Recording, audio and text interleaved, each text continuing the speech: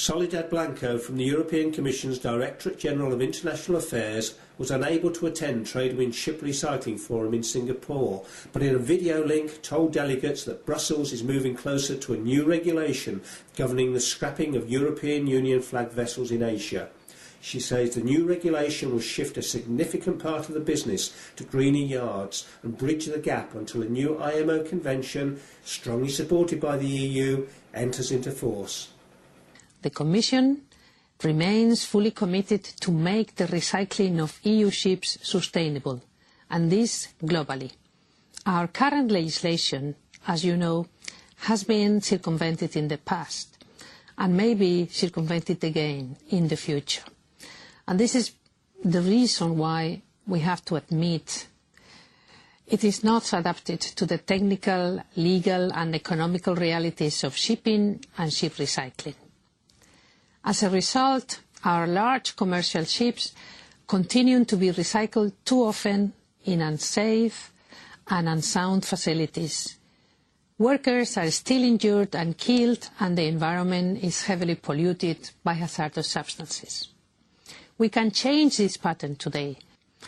The Commission is going to propose a ship recycling regulation, and this anticipating the entry into force of the Hong Kong Convention for large commercial ships sailing under the flag of EU member states.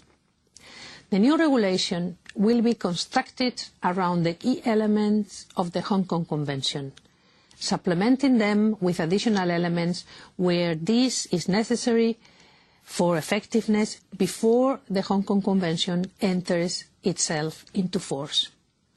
The key four elements of the EU regulation will therefore be, as for the Hong Kong Convention, the sustainable design of ships, the keeping of an inventory of hazardous materials, the elaboration of recycling plans, and the exclusive use of safe and sound recycling facilities for ship recycling.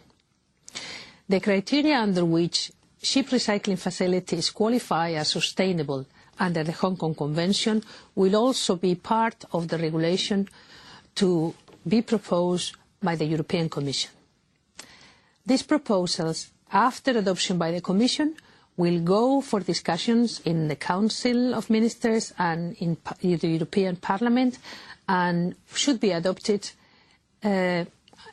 definitely, and will enter into force depending on the progress of the discussions in 2013 or 2014.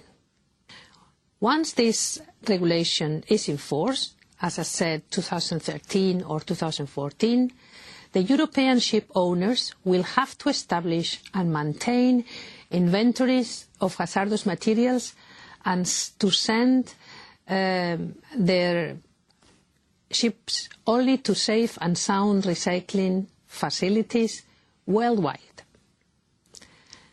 This EU regulation will represent an anticipated transposition of the Hong Kong Convention. And until this Hong Kong Convention enters into force, certain safeguards, which will be later provided by the Hong Kong Convention, needs to be transitionally built into the EU regulation. Of course, the possibility is there to revise the EU regulation in the future, once the Hong Kong Convention enters into force.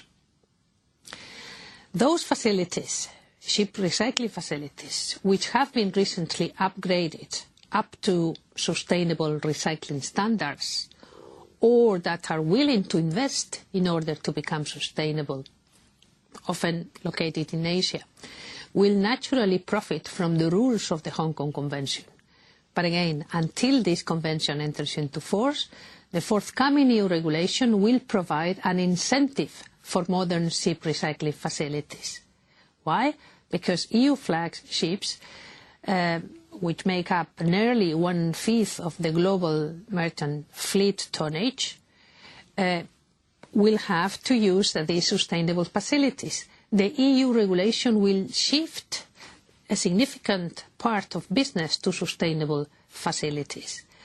These upgraded facilities will be able to pass over the cost of their investments to ship owners in accordance with the polluter pays principle.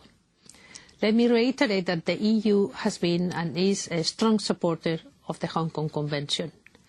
This convention was designed specifically for ships and for ships recycling. It's therefore more adapted to ships than our current ship waste regulation.